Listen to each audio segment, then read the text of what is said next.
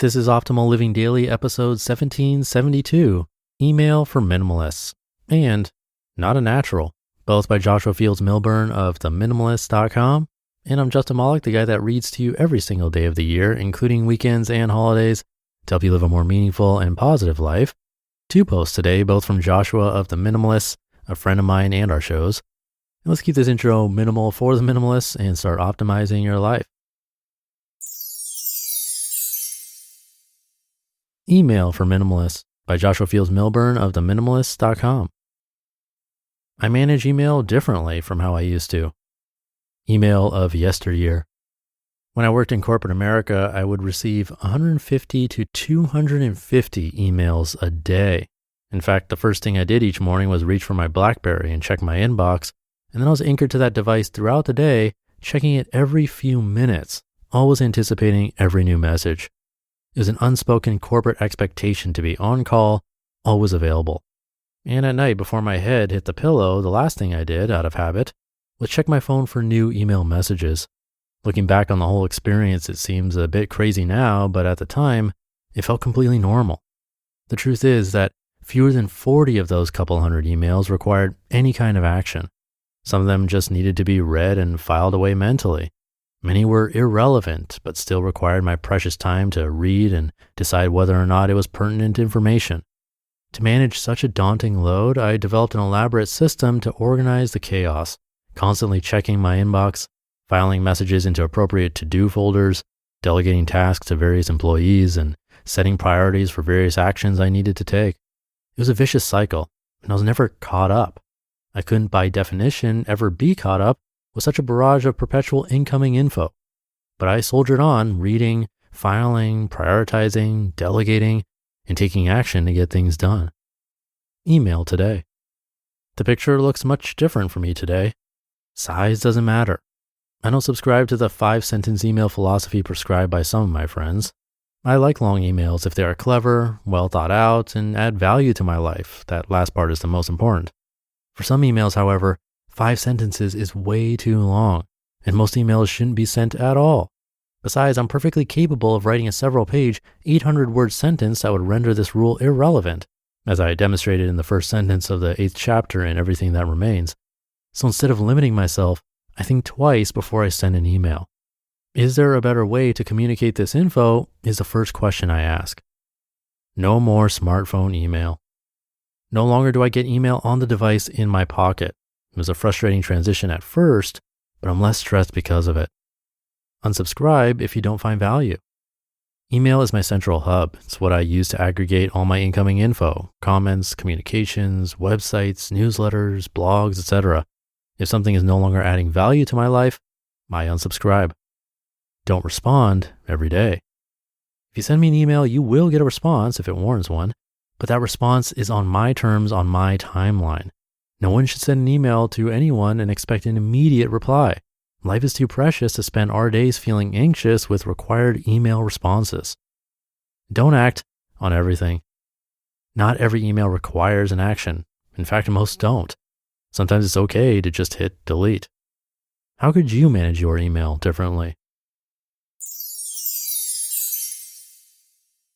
And I have another great post from Joshua in just a sec, but first, I'm sure as a listener of this show, you know that it's equally important to take care of both your physical and mental health. There are several ways to make your mental health a priority. A super helpful one is speaking to a professional therapist. BetterHelp helps connect you and your personal licensed professional therapist online, where you can schedule your weekly video or phone sessions at your own convenience. With their counselors specializing in anxiety, relationships, LGBT matters, and more, they make it easy for you to change your counselors whenever needed. In fact, so many people have been using BetterHelp that they are recruiting additional counselors in all 50 states. Plus, BetterHelp offers financial aid, which makes it affordable to everyone. BetterHelp is not self-help, it is professional counseling where everything you share is confidential. I want you to start living a happier life today.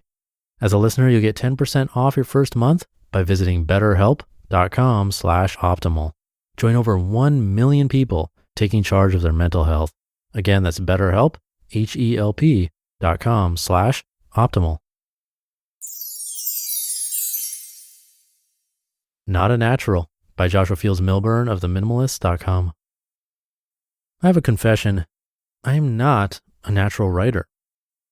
I'm more of a natural basketball player than I am a writer. Another confession, I didn't read my first book until I was 21. No, that's not a typo. I was 21 years old when I read my first book cover to cover, a pop trash thriller. On the other hand, I was 6'2" in 8th grade, and thus basketball seemed pretty natural at the time. As time marched on and I stopped getting taller and my dribbling skills stopped improving, basketball became less and less natural. Years later, I discovered literary fiction at age 22, and I knew I wanted to take part in its creation.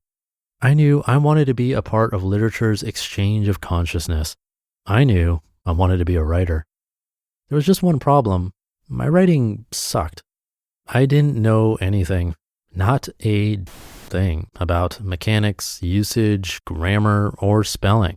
I could hardly cobble together a coherent independent clause, let alone a sentence that felt urgent, interesting, or vaguely alive. Although I wasn't gifted with a congenital writing quill, I soldiered on. I kept writing, letting most of the words hit the wastebasket shortly after they dribbled from my keyboard. As I persisted in my studies and practice of the craft, guess what? I got better.